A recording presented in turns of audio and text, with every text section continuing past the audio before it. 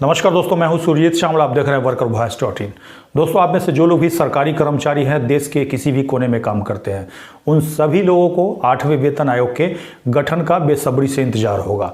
आपको याद होगा 2014 में पहले आपके 7वें वेतन आयोग का गठन हुआ था, जिसके 10 साल पूरा होने के बाद 8वें वेतन आयोग का गठन हो जाना चाहिए था, लेकिन काफ़ी देर हो चुका है। ऐसे में आप में से हर कर्मचारी ये जानना चाहते हैं कि आखिर 8वें वेतन आयोग का गठन कब होगा, और ऐसा ही कुछ सवाल लोकसभा में पूछा गया था, जिसके बारे में मोदी सरकार ने कुछ जवाब दिया है। आखिर वो क्या जवाब दिया गया है, इसके बारे में क्या अपडेट्स है, और साथ ही आपको ये भी बताऊंगा कि उस जवाब को आप खुद से कैसे वेरीफाई कर सकते हैं। यानी कि जो मैं जानकारी आपको दूंगा उसको आप खुद से चेक कर पाएंगे, और उसके बारे में पूरी जानकारी देने जा रहा हूं। और साथ ही मैं आपको ये भी बताने की कोशिश करूंगा कि आखिर इतना देरी सरकार की तरफ से क्यों किया जा रहा है। तो आइए हम इसको स्टेप बाय स्टेप करके जानते हैं। दोस्तों, भारत के अंदर वेतन आयोग सरकारी कर्मचारियों के सैलरी स्ट्रक्चर की समीक्षा करती है, यानी कि उसका रिवीजन किया जाता है। कहने का मतलब जिसके तहत उनके वेतन व अन्य रोजगार लाभ शामिल होते हैं, जिसके बाद वेतन आयोग उनके वेतन स्ट्रक्चर में बदलाव की सिफारिश करती है, जो कि सरकारी कर्मचारी के परिवार की जीवन यापन के लागत आधार पर पेंशन को भी प्रभावित करता है, जिससे यह सुनिश्चित हो सके या उनके लिए उचित है। अभी हाल ही में संसद के अंदर 8वें वेतन आयोग के गठन के बारे में कुछ सांसदों के द्वारा सवाल उठाया गया था। दोस्तों, जैसे ही हमारे वीडियो के डिस्क्रिप्शन में जाएंगे, आपको हमारे ब्लॉग www.workervoice.in का ये वाला लिंक मिल जाएगा, जिस पे क्लिक करते हैं इस पोस्ट पे आ जाएंगे, जिसमें कि हमने पूरी जानकारी देने की कोशिश की है।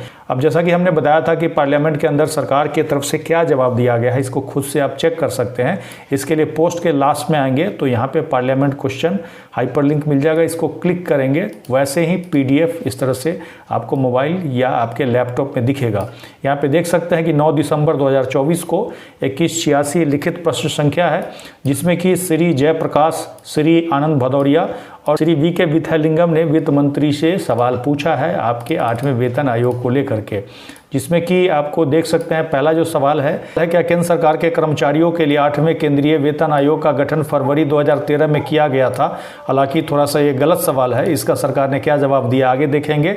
इसके बाद दूसरा, यदि हाँ तो 7वें वेतन के गठन के 10 वर्ष से अधिक बीत जाने के बाद भी अब तक 8वें वेतन आयोग का गठन नहीं करने तथा अभूतपूर्व मूल्य वृद्धि, जीवन यापन लागत और कर्मचारियों की दुर्दशा को नज़रअंदाज करने के क्या कारण है, ये सरकार से पूछा गया है। तीसरा सवाल है, क्या सरकार 8वें वेतन आयोग के गठन नहीं करने के कारण केंद्र सरकार के कर्मचारियों में व्याप्त आक्रोश से अवगत है? यदि हाँ तो इस पे सरकार की क्या प्रतिक्रिया है? चौथा है, क्या सरकार केंद्र सरकार के कर्मचारियों, सशस्त्र बलों आदि के 8वें वेतन आयोग के गठन पर विचार कर रही है? और पांचवा है, यदि हाँ तो इसकी घोषणा कब तक की जाएगी? ऐसा सरकार से पूछा गया था, जिसका जवाब वित्त राज्य मंत्री श्री पंकज चौधरी जी ने क्या दिया है, आइए जानते हैं। पहला जो सवाल है उसको इन्होंने सही किया है, जी नहीं, 7वें वेतन आयोग 28 फरवरी 2004 को गठित किया गया था। हालांकि ऊपर में गलती से इन्होंने 8वां वेतन आयोग यहाँ पे लिख दिया था और फरवरी 2013 लिख दिया था, जिसको कि शुद्ध किया गया। उसके बाद बाकी जो सवाल आपके वेतन आयोग से लेकर के किया गया, ख से लेकर के घ तक, वर्तमान में सरकार के पास केंद्र सरकार के कर्मचारियों के लिए 8वें केंद्रीय वेतन आयोग के गठन का कोई प्रस्ताव विचाराधीन नहीं है, प्रश्न ही नहीं उठता, यानी कि घोषणा करने का कोई प्रश्न ही नहीं उठता। ऐसा जवाब केंद्र सरकार की तरफ से, मोदी सरकार की तरफ से पार्लियामेंट के अंदर दिया गया है। इस तरह से आपने देखा कि मोदी सरकार के द्वारा साफ नकार दिया गया है कि 8वें वेतन आयोग के गठन का कोई भी प्रस्ताव सरकार के पास पेंडिंग नहीं है, यानी कि विचाराधीन नहीं है।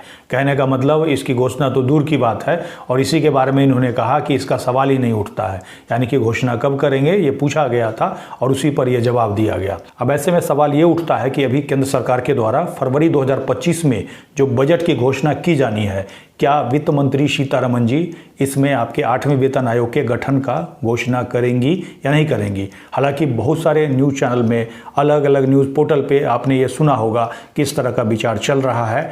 अब ये देखना है कि इस तरह का कुछ हो पाता है या नहीं हो पाता है।